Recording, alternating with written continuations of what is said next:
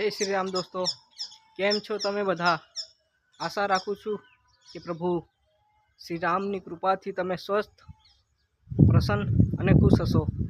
દોસ્તો, રામધામ સેવા આશ્રમના નવા બ્લોગમાં આપનું સ્વાગત છે. તો દોસ્તો, હું આવ્યો છું લગભગ 5:30 સાંજના વાગ્યા છે અને વાતાવરણ એટલું મનમોહક છે, મનોરમ, જાણે પેલું જ્યાં જોયું ત્યાં લીલુંછમ થઈ ગયું છે. કારણ કે ચોમાસાનો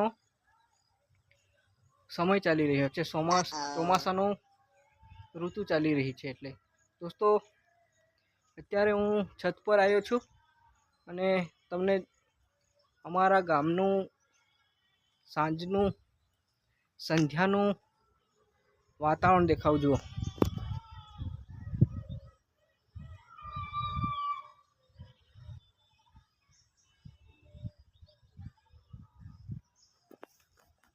દોસ્તો, લાગે છે ને એક નંબર. કેમ કે ગામડામાં તો બધું આરોગ્ય સ્વસ્થ જેવું જ, ગામડામાં તો બધું વાતાવરણ એટલું સારું જ હોય. અને દોસ્તો, તમે પણ ગામમાં તો એકવાર તો જે શહેરમાં રહેતા હોય એકવાર તો ગામડાનો અનુભવ કર્યો જ હોય.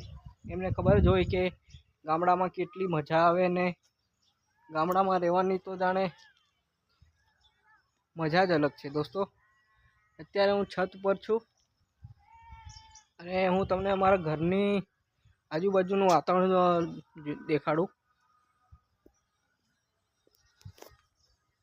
દોસ્તો, આ અમારા ઘરનું આગળ હનુમાન દાદાનું મંદિર છે, જે ઘણા વર્ષોથી બનાવેલું છે અને મૂર્તિ બી પથ્થરની છે, જૂની મૂર્તિ છે. આપણા કહેવામાં આવે છે કે મૂર્તિ જમીનમાંથી નીકળેલી છે, હનુમાન દાદાની મૂર્તિ. અને દોસ્તો, આ પાણી ભરાઈ ગયું છે અને આ મંડપનું સામાન છે. પાઇપો માટે વ્યવસ્થા મૂકવાની નથી તો આવી રીતે તંબુ બનાવીને યુઝ કરી લીધો. અને દોસ્તો, આ ભજન ચાલે છે અમારા શહેરમાં. અહીં મારા પપ્પાને એ લોકો રહે છે અને ત્યાં સામે જૂનું ગારનું મકાન જે છે ને એ મકાન જૂનું હતું. હવે ત્યાં કોઈ રહેતું નથી. અને દોસ્તો, એ આવું છે અમારું ગામ. તમને કેવું લાગે કહેજો કમેન્ટમાં. અને આ જૂની મૂર્તિ હું તમને દેખાવું. આ મંડપમાં જૂની જે ગેટ આવે ને એને આગળ મૂકવા માટે આ સ્ટેચ્યુ જેવી મૂર્તિઓ છે. દોસ્તો, હું મંડપનો ધંધો જ કરું છું અને આ રહ્યું સરગવાનું ઝાડ. હજી શીંગો આવી નથી. અને દોસ્તો, ત્યાં આ છે અમારી જમીનો. આ સાગડાના વૃક્ષો વાવેલા હતા, હવે મોટા થઈ ગયા છે. દોસ્તો, આ છે બધું અમારું ગામ. ને કેવું લાગે તમને અમારું ગામ? દાહોદ જિલ્લાના દાહોદ જિલ્લાના કોટામાં આવેલું છે. દાહોદ જિલ્લામાં આવેલું છે કોટા ગામ. અત્યારે તો હું ઘરે જ છું. એક્ઝામોની તૈયારી કરતો હતો. બેલીફની એક્ઝામ આપી છે પણ હજી એનું રિઝલ્ટ આવ્યું નથી. આવી ત્યારે જોઈ જવાશે. હવે કંઈક જોબ કરવાનો વિચાર છે અને બીજી જોબ શોધી રહ્યો છું. એમ તો મળી તો ગઈ છે મને, પણ 1લી તારીખથી જોઈન થવાનું કીધું છે.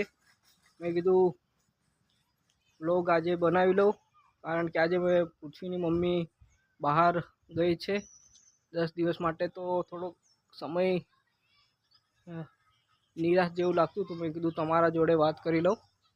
અને દોસ્તો, જોબ કરવાનો છું અને હવે જોબ તો કરવાનો છું. જોબ તમને જણાવી, જોબ કર્યા પછી હું શું કરવાનો છું, મારા આ ચેનલ બનાવવાનો ઉદ્દેશ્ય શું છે. જોબ પણ કરવી છે, ચેનલ ચલાવવાની પણ એક ધ્યેય લીધું છે શ્રીરામની કૃપાથી. અને જોબના થોડા પૈસા ભેગા કરીને મારું એક ધ્યેય છે, લક્ષ્ય છે, હું તમને ક્યારેક કોઈ વાર પાછો જણાવીશ કે મારે જોબની સાથે સાથે બીજું પણ કંઈક કરવું છે, એટલે કે જોબ થોડાક વર્ષો કરી અને પૈસા ભેગા કરીને મારે બસ સેવાનું કામ ચાલુ કરવું છે. તમારો સપોર્ટ મળે તો, અને બહુ મોટું લક્ષ્ય, બહુ મોટો ઉદ્દેશ્ય અને બહુ મોટું ધ્યેય છે. તમારો જો સાથ અને સહકાર મળી ગયો તો પેલી કઈ કહેવત છે, અરે મેં તો ભૂલી ગયો છું, સોને પે સુહાગા એવી કંઈક છે ને, એવી વાત થશે. તો દોસ્તો, તમારો સપોર્ટ, તમારી સાથ સહકાર જોઈએ છે. બસ બીજું કશું માંગતો નથી, બસ ચેનલ સબસ્ક્રાઈબ કરશો તો હું તમને આગળ એવી એક રહસ્યમય જેવી રહસ્યમય એટલે કે બહુ મોટું ધ્યેય, બહુ મોટું લક્ષ્ય લઈને બેઠો છું. મારા માટે નહીં, લોકો માટે લઈને બેઠો છું. તો તમારો સપોર્ટ, સાથ સહકાર આપજો. મારી ચેનલ આજે આટલી વાત કરીએ, અને મારી ચેનલને સબસ્ક્રાઈબ કરી દેજો. વિડીયો પસંદ આવ્યો તો લાઈક કરી અને જય શ્રી રામની કોમેન્ટ કરી દેજો. જય શ્રી રામ.